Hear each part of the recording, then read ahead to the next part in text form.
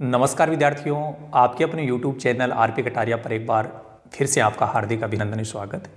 आज इस वीडियो में मैं आपके बीच में हाजिर हूँ बहुत ही विस्फोटक और शानदार टॉनिक लेकर के, और वो टॉनिक है बहुलक ज्ञात करने के लिए।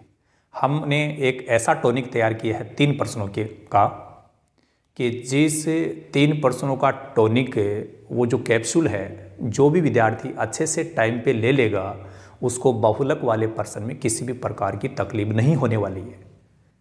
पिछली वीडियो में मैंने आपको जानकारी दी थी, एक बार फिर से बता रहा हूँ कि हम 3 क्वेश्चन हैं वो इस वीडियो में बताने वाले हैं जो बहुलक से रिलेटेड होंगे।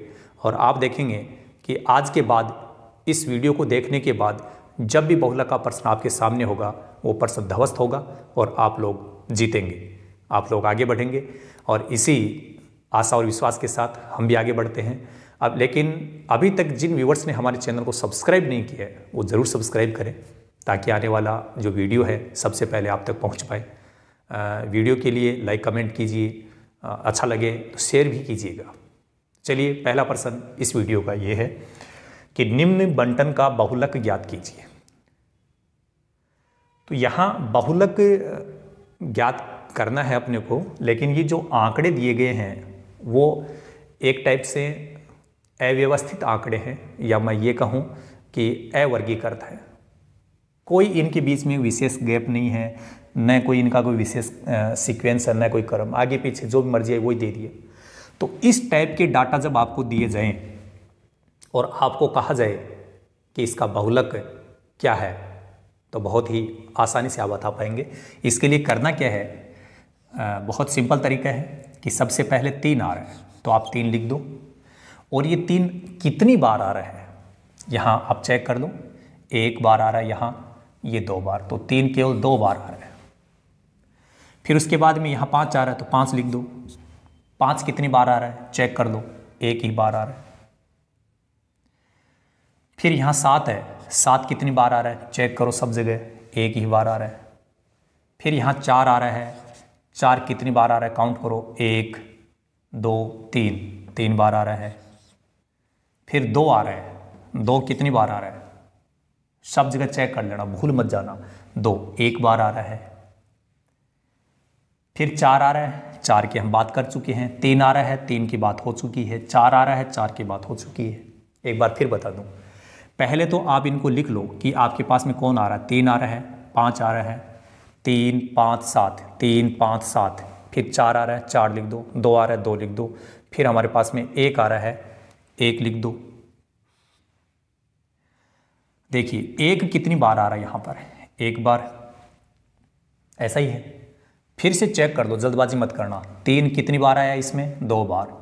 5 कितनी बार आ रहा है चेक करो, 1 बार। 7 कितनी बार आ रहा है, 1 बार। 4 कितनी बार आ रहा है, 1 2 3। और 2 कितनी बार आ रहा है, 1 बार। और फिर यदि अपन 4 की बात करें तो 4 की बात ऊपर हो चुकी है। 3 की बात करें, 3 की बात भी होगी, 4 की बात भी होगी, सब आ गए। ठीक है, तो यहां इनमें सबसे बड़ी संख्या कौन आ रही है, यहां, ये पता क्या है, ये बारंबारता है, ये बारंबारता है। तो इसमें सबसे बड़ी बारंबारता कौन सी है, 3 है, यही है ना। तो इसके सामने जो भी संख्या आ रही है वही आपका क्या है, बहुलक। समझ में आ गया होगा।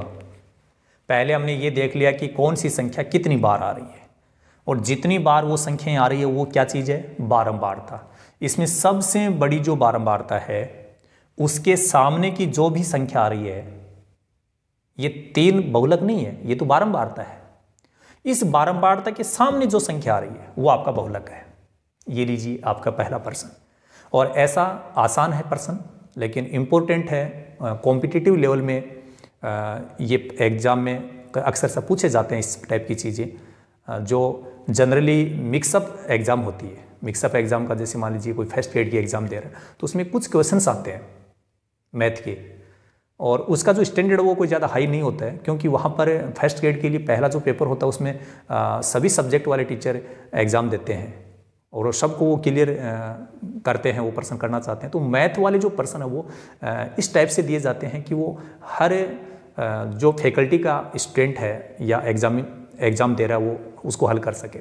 तो ऐसे प्रश्न अक्सर से आते रहते हैं, आप इन प्रश्नों में विशेष ध्यान रखें। और अब हम आगे बढ़ते हैं प्रश्न संख्या 2 को लेकर के। तो प्रश्न संख्या जो 2 है आपका, वो आप देखेंगे इस वीडियो में आप लोगों को एहसास हो जाएगा कि यार बहुलक तो बहुत ही आसान है। जिसका लक अच्छा होगा वो बहुलक होगा।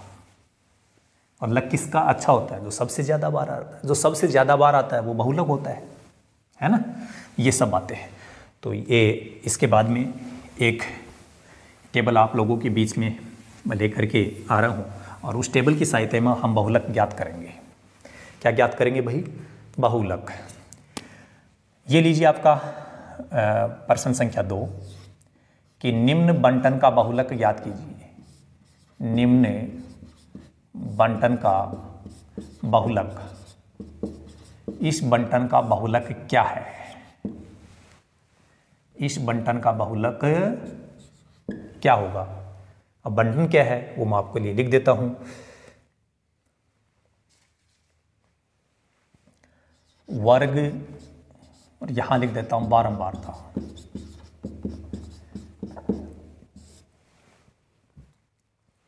संख्याएं हैं 25 से 35,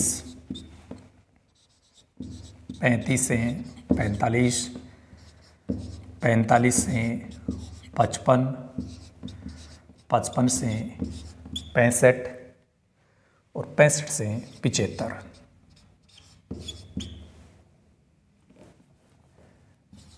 ये आपका बारंबारता का कॉलम बनेगा।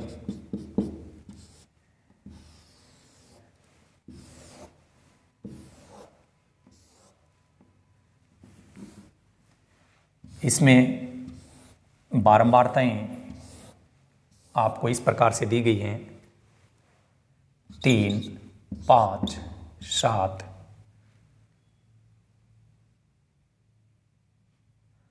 6, 6, कुछ भी लिख दिया। हमारे पास में टेबल होनी चाहिए। तो ऐसी टेबल जब आपको दी जाए, ऐसी टेबल का मतलब क्या है? यहाँ जो वर्ग नाम लिखा हुआ, बारंबारता लिखा हुआ, इससे मतलब नहीं अपने को। हम जानते हैं कि इस प्रकार से संख्या लिखी जाती है वो वर्ग होता है। तो यहाँ वर्ग जो नाम लिखा हुआ उस यहाँ पर कुछ भी नाम हो सकता है। दैनिक खर्च है, बच्चों की संख्या, विद्यार्थियों की संख्या, घरों की संख्या, यहाँ नाम से मतलब नहीं है। इस प्रकार के आंकड़े देंगे वो हम समझ जाएंगे वो वर्ग है। और वर्ग के सामने जो भी लिखा रहता है वो बारंबारता होती है। यहाँ यदि मैं बारंबारता न लिख करके ऐसे लिख देता बच्चों की संख्या, तो भी हमें ये समझना चाहिए था कि वर्ग के सामने जो भी आता है वो बारंबारता होती है।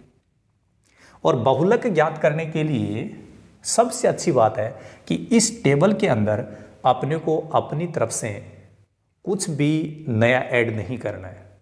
जो टेबल है उसको केवल काम में लेना है। तो मैं इसके लिए सबसे पहले एक बहुलक का फॉर्मूला लिख देता हूं। बहुलक का फॉर्मूला क्या होगा? ध्यान से समझ लीजिए।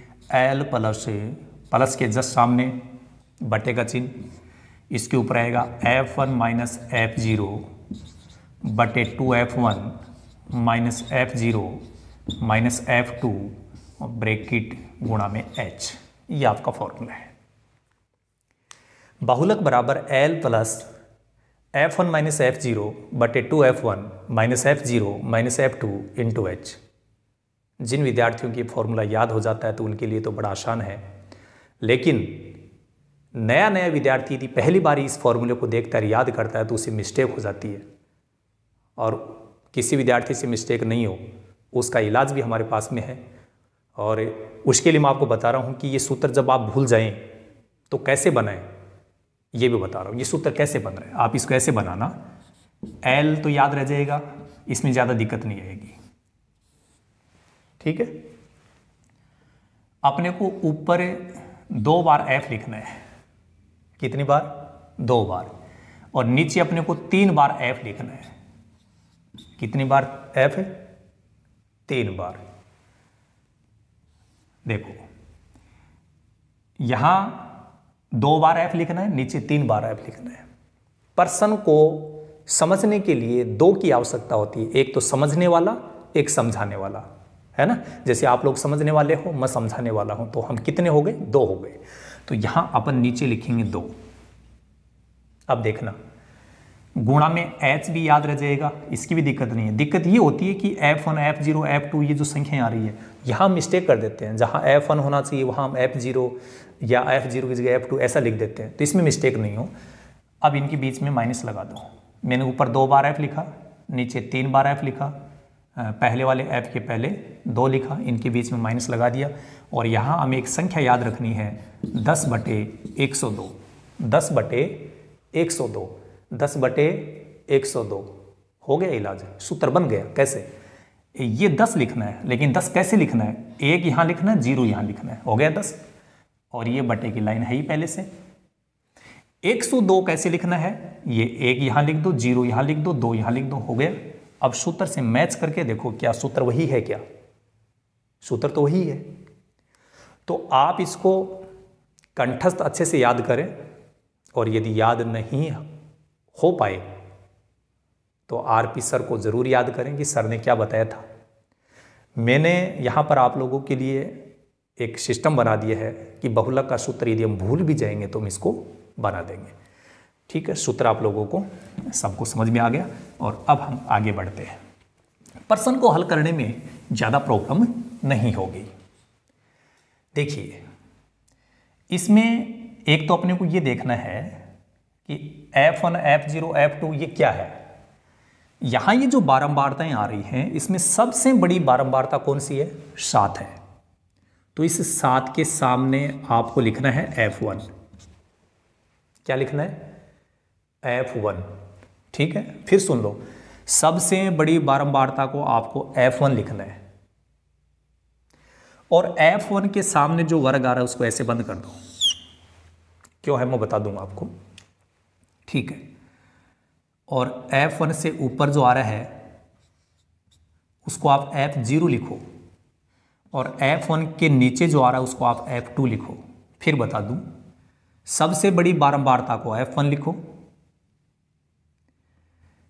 और ऊपर जो बारंबारता वो F0, क्योंकि 1 से पहले 0 आता है तो ऊपर 0 लिखा गया F0, और 1 के बाद में 2 आता है, तो ये F2 और F0 तो अपने आप आ जाएगा। पहले अपने को F1 चेक करना है। F1 क्या होता है, सबसे बड़ी बारंबारता। F1 हो गया, हमें पता है कि 1 से पहले 0 आता है, गिनती में आता है कि नहीं आता है, तो F0 ऊपर हो जाएगा, और 1 के बाद में 2 आता है तो ये F2 हो जाएगा। सबसे बड़ी बारंबारता के सामने जो वर्ग है उसको हम बोलते हैं बहुलक वर्ग। क्या बोलते हैं भाई, बहुलक वर्ग। तो आपका बहुलक वर्ग यहाँ कितना हो गया, 45 से 55। ये माइनस नहीं है, यहाँ ये से शब्द का काम कर रहा है, 45 से 55। ये मैंने बॉक्स में इसीलिए बंद किया था ताकि हमें याद आ जाए कि सबसे बड़ी बारंबारता के सामने जो वर्ग होगा वो आपका बहुलक वर्ग। अब कोई दिक्कत नहीं है। ये जो अब अपने को देखो सूत्र में क्या क्या चाहिए, एक तो L चाहिए, और L के बारे में आप जान गए होंगे कि जो भी वर्ग हमने यहाँ लिखा है उसकी सबसे छोटी वाली संख्या, जो छोटी वाली संख्या होती है वो L होती है। तो L का मान हो गया 45। ये F1, F0, F2 जो भी यहाँ अपने को आवश्यकता होगी वो यहाँ लिखने की आवश्यकता नहीं है, क्योंकि वो सब हमारे पास में यहाँ टेबल में हमने बता दिया आपको। यहीं से हम F1, F0, F2 का मान लिख देंगे वहाँ। तो अब और क्या बच गया, H बच गया। H क्या होता है, वर्ग अंतराल, कि इस वर्ग के बीच में कितने का अंतर चल रहा है। तो 45 और 55 के बीच में कितने का अंतर है, 10 का, है ना। बस इतनी ही तो बात समझनी है। ये लो बहुलक हो जाएगा।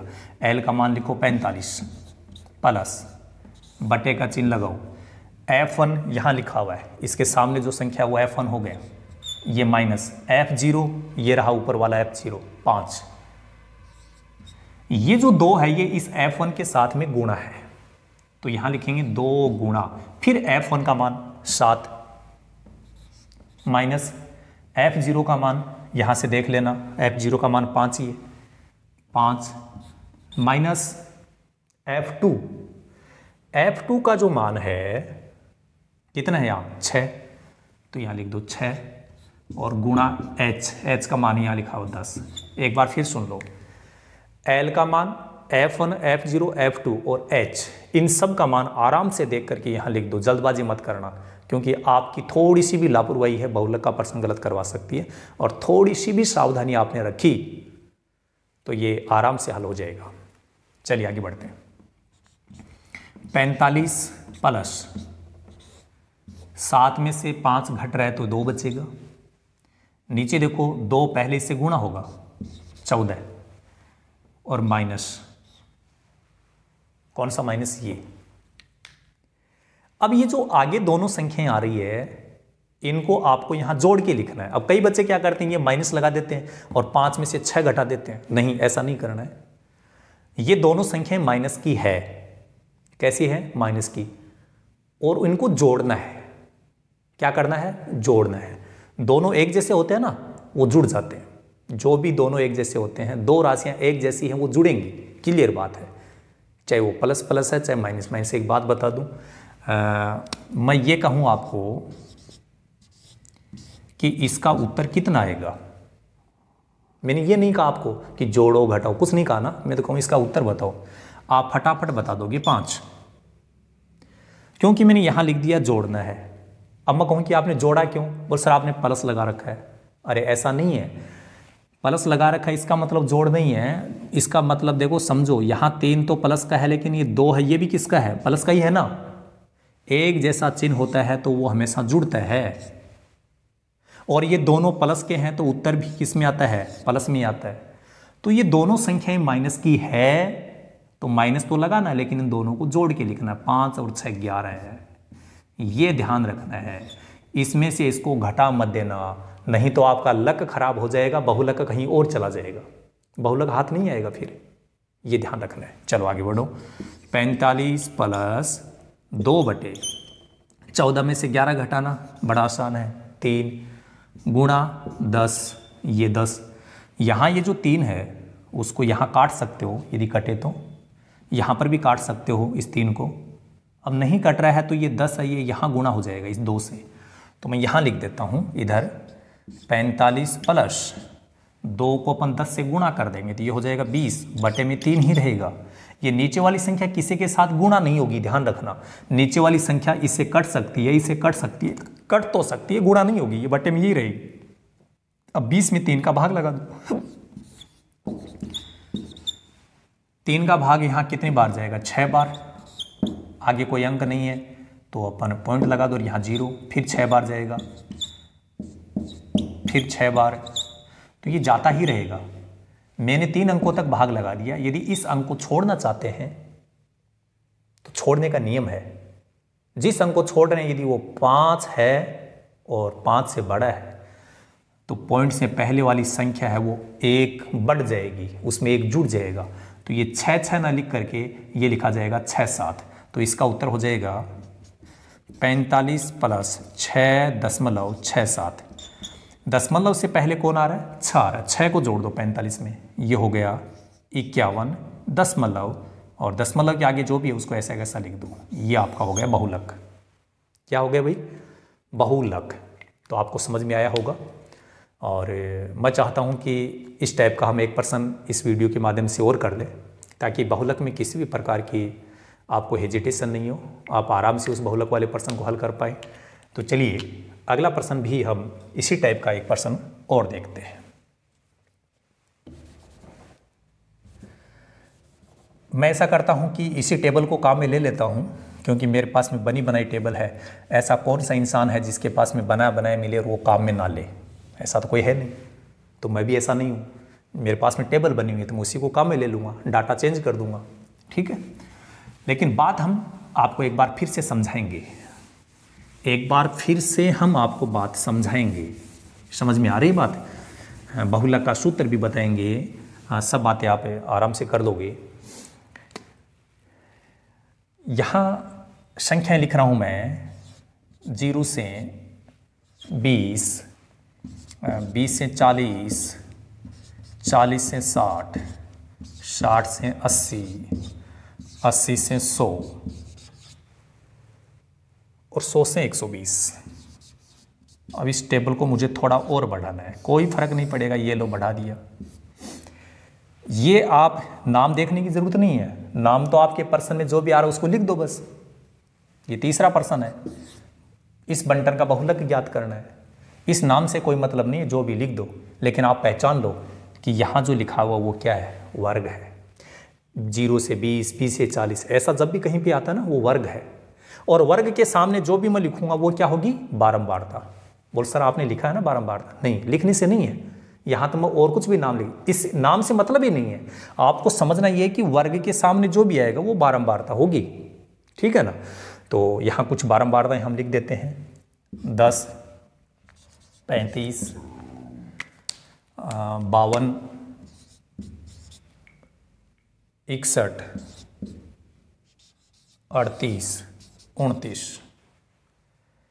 जैसा मैंने बताया कि बहुलक वाले पर्सन में अपना लक अच्छा है कि टेबल में अपनी तरफ से कोई भी काम नहीं करना, सीधा सीधा सूत्र लिखो और काम शुरू करो। पहले मैं बहुलक का एक बार सूत्र लिख देता हूँ। सूत्र आप याद कर लेना, और जिसको बनाना नहीं आता है वो यहाँ बनाना सीख ले। एल लिखो प्लस, ऊपर 2 बार एफ लिखो, बीच में माइनस लगा दो, नीचे 3 बार एफ लिखो, बीच में माइनस लगा दो, यहाँ 2 लिख दो, गुणा में एच लिख दो। और मैंने आपको एक पिछले पर्सन में बताया था कि एक संख्या याद रखो, 10/102, 10/102।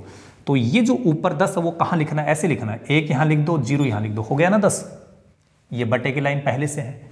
102 को कैसे लिखना है, 102, ये सूत्र बन गया आपका। और किसी के डायरेक्ट याद है कि बहुलक बराबर L plus F1 minus F0 बटे 2F1 minus F0 minus F2 into H है, डायरेक्ट लिख दो, कोई प्रॉब्लम नहीं है, समय बचाओ। लेकिन जब आपको डाउट लगे गलत मत करना, क्योंकि इस यहाँ जो मैंने ब्रैकेट के अंदर जो लिखा है उसमें एक भी चीज़ इधर उधर हो गई बहुलक भाग जाएगा, बहुलक आएगा नहीं। इसलिए इस ब्रैकेट में जो हमने लिखा है वो जैसा लिखा वैसा ही होना चाहिए और गलती नहीं हो, उसके लिए मैंने आपको बता दिया है। चलिए अब यहाँ ये जो संख्याएं लिखी हैं वो सब की सब क्या है, बारंबारता। तो इसमें सबसे बड़ी बारंबारता कौन सी है, 61।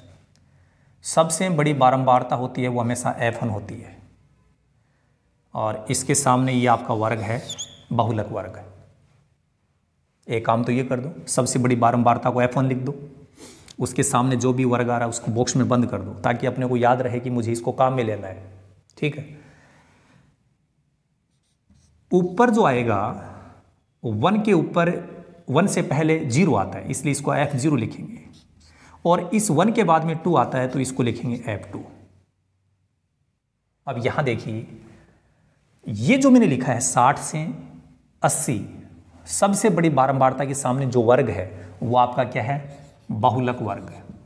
क्या है भाई, बहुलक वर्ग। आपका बहुलक वर्ग हो गया 60 से 80। अब सूत्र में देखते जाओ क्या क्या चाहिए, एक तो L चाहिए। L आप समझ गए कि यहाँ इस वर्ग में जो छोटी संख्या वो L है। यहाँ पर जो भी झमेला है ये जो लफड़ा आपको दिखाई दे रहा है, ये पूरा का पूरा लफड़ा हमने यहाँ पर समेट दिया है। चिंता की कोई बात नहीं है, वहाँ लिखने की आवश्यकता नहीं है। यहाँ जिसकी भी आवश्यकता पड़ेगी वो सब यहाँ है, तो यहीं से देख करके लिख देना, समय की बचत होगी और काम कम करना पड़ेगा। अब केवल H देख लो कि H का मान कितना है। H क्या होता है, इन दोनों का अंतर, इन दोनों का अंतर आ रहा 20 का। और अब फटाफट काम स्टार्ट करो। L का मान यहाँ लिखा है 60 प्लस F1 का मान यहाँ से देखना 61 माइनस F0 का मान 52। ये जो 2 है इस F1 के साथ गुणा है, तो 2 के साथ में गुणा लगाओ, फिर F1 का मान लिखो। F1 का मान 61 माइनस F0 का मान 52 और F2 का मान 38। यहाँ से देख कर लिख देना, F0 का मान 52 और ये 38 गुणा H का मान ये रहा 20। आगे देखिए 60 प्लस 61 में से जब 52 को घटाया जाएगा तो 9 आएगा, बटे पहले 2 इससे गुणा होगा, किससे, 61 से, तो ये हो जाएगा 122। फिर मैंने बताया था आपको कि 52 में से 38 घटा मत देना, ये दोनों संख्याएं किसकी है, माइनस की है। तो पहले तो माइनस लगाओ, और दोनों संख्याएं एक जैसी निशान की होती है, एक जैसा चिन्ह होता है कोई भी दो संख्याओं का, तो वो हमेशा जुड़ती है। इन दोनों को जोड़ दो तो 52 और 38 को जोड़ेंगे, ये भी माइनस का ये भी माइनस का एक जैसा है, जुड़ेगा, दोनों को जोड़ दो तो 52 और 38 जुड़ने के बाद में 90 हो जाएंगे। तो माइनस के 90 हो गए और गुणा ये 20 पहले से है, 60 प्लस ये 9 पहले से था ही, 122 में से 90 को घटा लो, ये हो गया 32 गुणा 20। मैंने आपको ये कहा था कि नीचे वाली संख्या वो यहाँ कट सकती है, तो 4 के पहाड़े में 32 आता है 8 बार बोलने पर, और 4 के पहाड़े में 20 आता है 5 बार बोलने पर। कट गया ना ये, बाकी संख्याएं कटेंगी नहीं, तो यहाँ जो भी संख्या बची हुई रहती है वो इस ऊपर वाली संख्या से गुणा हो जाती है। तो इसका उत्तर मैं आपको यहाँ बता देता हूँ। यहाँ मेरे पास में स्पेस है, आप नीचे काम करते जाएं। 60 प्लस 5 को इस 9 से गुणा करेंगे 45 बटे में तो 8 ही बचा हुआ है, इस 45 में 8 का भाग लगा दो, 8 5 40, 5 बार चला गया, 5 बच गया, आगे अंक नहीं है, पॉइंट लगा दो 0, 8 6 48, 2 बच गया, फिर 8 दूनी 16, 4 बच जाएगा, 8 पंजो 40, 3 अंकों तक भाग लगा लिया करो, भाग तो लगाना आता है ना सबको। तो इसमें फिर तीसरे अंक को छोड़ दो। अब कई बच्चों को हंसी आ रही है कि सर बड़ी बेवकूफ़ी कर रहे हो, पहले तो कह रहे हैं 3 अंकों तक भाग लगा दो, फिर तीसरे अंक को छोड़ दो, फिर भाग ही क्यों लगा रहे हो? अरे भाई सिस्टम है ये कि 3 अंकों तक भाग लगाना चाहिए, लेकिन तीसरे अंक को छोड़ो तो उसका नियम है, यदि वो 5 है तो भी और 5 से बड़ा है तो भी पॉइंट से बाद वाली संख्या वो 1 बढ़ जाएगी। तो ये पॉइंट के बाद में जो आपको 62 दिखाई दे रहा है वो हो जाएगा 63। तो यहाँ इसका उत्तर ऐसे लिखा जाएगा 5.63। अब आप कहेंगे सर ये तो 2 ही था, 3 कैसे आया? अरे भाई ये जो जिस अंक को आप छोड़ रहे हो यदि वो 5 है तो भी और 5 से बड़ा है तो भी उससे पहले वाला अंक है वो 1 बढ़ जाता है, उसमें 1 जुड़ जाता है, इसलिए ऐसा हो गया। और अब ये जो पॉइंट से पहले 5 है उसको हमने 60 में जोड़ दिया, ये हो गया 65, और पॉइंट के आगे जो भी है उसको ऐसा ऐसा लिख दिया, ये आपका बहुलक हो गया। कुछ विद्यार्थी अभी भी पीछे सोच रहे हैं कि सर हम यदि इस 5 को भाग ही नहीं लगाते 3 अंकों तक और हम केवल पॉइंट के बाद में 6 2 ही लिख देते तो क्या होता? कुछ नहीं होता, आपका आंसर बिल्कुल राइट होता, क्योंकि दशमलव के बाद में 6 2 और दशमलव के बाद में 6 3 दोनों सन्निकट वैल्यू है, समथिंग वैल्यू है, दोनों लगभग वैल्यू है, इसलिए दोनों को ही राइट माना जाता है। 0.62 और 0.63 दोनों ही राइट है। मैंने ये चीज़ बताई इसलिए है क्योंकि कई बार बच्चे जब अपने आंसर को चेक करते हैं तो उनका आंसर कई बार मिलता नहीं है, और वो नहीं मिलने का कारण यही होता है कि वो 3 अंकों तक भाग लगा लेता है और तीसरे अंक को छोड़ करके छोड़ने का नियम लगा देता है कि तीसरे अंक को छोड़ा जाए तो उससे पहले वाला अंक बढ़ जाता है। विद्यार्थियों को पता नहीं रहता, उस वजह से गलत हो जाता है, इसलिए मैंने ये बात बता दी आपको। तो आपने देखा कि इस वीडियो के माध्यम से हमने 3 बहुलक के प्रश्नों का टॉनिक आप लोगों को दे दिया है। इस टॉनिक को सही समय पे आराम से लीजिएगा और एक बार अपनी नोटबुक में इसको नोट करके अच्छे से समझ लो। आज के बाद इस वीडियो को देखने के बाद जब भी बहुलक आपके सामने आएगा लक आपका होगा और बहुलक हल हो जाएगा। ये मेरा पूर्ण विश्वास है, आप लोगों को कभी तकलीफ नहीं होगी। और इस वीडियो में हम ज़्यादा डिस्कस नहीं करेंगे क्योंकि बाकी जो नई बात करने वाले हैं हम वो नेक्स्ट वीडियो में करेंगे। इस वीडियो में केवल इतना ही। So thank you so much, all the best, be positive always.